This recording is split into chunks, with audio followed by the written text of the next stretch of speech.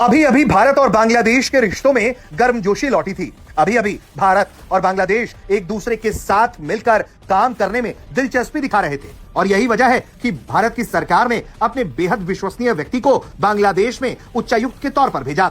लेकिन ऐसा लगता है कि कुछ ऐसे मुद्दे हैं जिसे लेकर बांग्लादेश और भारत के बीच में टकराव खत्म होने का नाम नहीं ले रहा। कि तभी तो खबर यह आई है कि बांग्लादेश के विदेश मंत्रालय ने भारत के कार्यवाहक उच्चायुक्त पवन बधे को तलब करके कुछ मामलों पर अपना औपचारिक विरोध दर्ज किया है।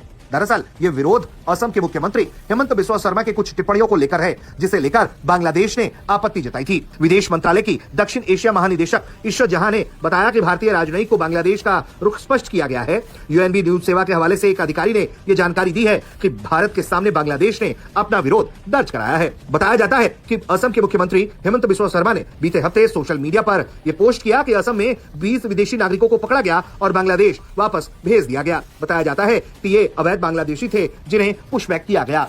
ईश्वर जहां ने भारतीय राजनयिक से यह कहा है कि ऐसी टिप्पणियां दोनों देशों के बीच जो मैत्रीपूर्ण संबंध हैं, उसकी भावना को कमजोर कर देती हैं। सूत्र कहते हैं कि अधिकारी ने शर्मा की टिप्पणी को बांग्लादेश भारत संबंधों के लिए अपमानजनक बताया और ढाका की नाराजगी व्यक्त की है। बताया गया है कि बांग्लादेश ने भारत से ये गुजारिश की है कि संवेदनशील द्विपक्षीय मुद्दों पर संयम बरता जाए और बेहद चौकन्ना होकर टिप्पणी की जाए। कुल मिलाकर देखा जाए तो अवैध घुसपैठियों का मामला हमेशा से ही भारत और बांग्लादेश के बीच में गरमाया रहा है और ऐसे में जब बांग्लादेश में अब नई सरकार है, वो भी चाहती है कि बांग्लादेश के घुसपैठ का मुद्दा बिल्कुल सार्वजनिक टेबल पर ना रखकर अंदर खाने बातचीत की जाए। यही वजह है कि असम के मुख्यमंत्री ने जब इस मुद्दे को लेकर जानकारी दी तो बांग्लादेश ने अपनी आपत्ति व्यक्त की है। कुल मिलाकर देखा जाए तो शेख हसीना के तख्ता पलट के बाद यूनुस ने भरपूर तरीके से भारत के साथ रिश्ते खराब करने में अपनी भूमिका निभाई और भारत और बांग्लादेश के रिश्तों को न्यूनतम स्तर पर पहुंचा दिया। उसके बाद बांग्लादेश में तारिक रहमान की सरकार बनी और उसके बाद से ऐसा लगने लगा कि तारिक रहमान लगातार भारत के साथ अच्छे रिश्ते रखने पर जोर दे रहे हैं। बांग्लादेश की तरफ से भी अच्छा रवैया दिखाया गया, लेकिन जैसे जैसे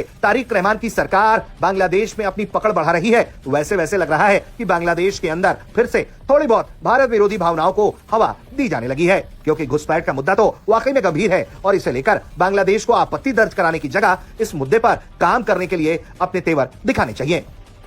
ब्यूरो रिपोर्ट, भारत तक।